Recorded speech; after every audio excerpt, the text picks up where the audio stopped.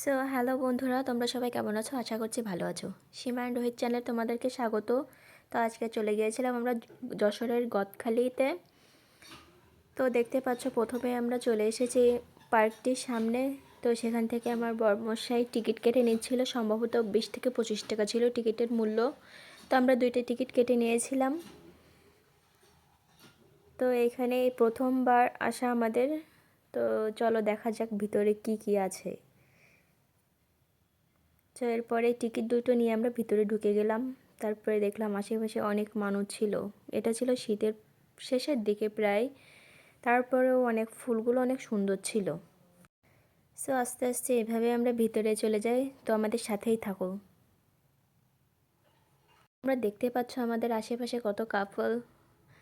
এখানে শুধু কাপলটাই বেশি থাকে অবশ্য, আমরা যেটা গিয়ে দেখেছিলাম আর কি।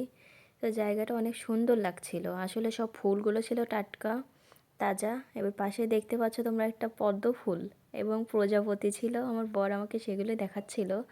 এবং দূরে দূরে অনেক ফুলগুলো ছিল, যেগুলো তোমরা দেখতে পাবে আস্তে আস্তে ভিডিওতে।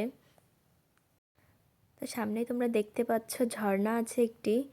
আর তার সামনে তোমরা সারপ্রাইজ, যেটা আসলে মেন আকর্ষণ ছিল এই পার্কটির, সেটি হচ্ছে ছাতা। ছাতার এই জায়গাটির জন্য ফেসবুকে ভাইরাল একটি জায়গা। তো আমরাও চলে গিয়েছিলাম, কিছু ভিডিও ফটো নিয়েছিলাম। সো এখানে শুধু ফুল আর ফুল, কত রকমের ফুল নেবে তোমরা দেখতে পাচ্ছ। ফুলগুলো আসলে কতটা বেশি সুন্দর, আরও সামনে থেকে দেখলে তোমাদের আরও বেশি সুন্দর লাগবে। আমি তো ওখানে গিয়ে জাস্ট ফুলগুলো দেখছিলাম সব সময়, কত সুন্দর ফুল। আসলে ফুলের থেকে সুন্দর আর কিছুই হতে পারে না পৃথিবীতে। এটা যেমন সত্য, তেমনি নিজের চোখেই দেখলাম আসলে কতটা সত্য কথাটা। এই যে দেখতে এখানে পাচ্ছ লাল তোমরা লাল এক ফুল, ধরনের আমি ফুল আরেকটি ছিল, ফুলকে যেগুলোর নাম দেখাবো আমরা তোমার জানি না। সামনে।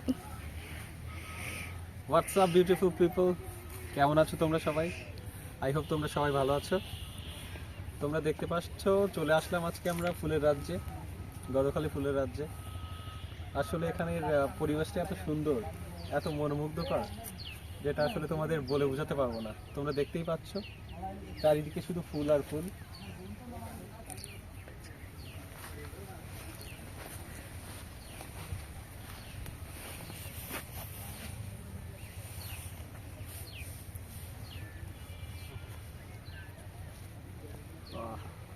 সেই আসছে। সো লাস্টে আমিও একটু ফুলের সাথে ভিডিও করে নিয়েছিলাম। তো ভিডিওটি দেখার জন্য তোমাদের ধন্যবাদ।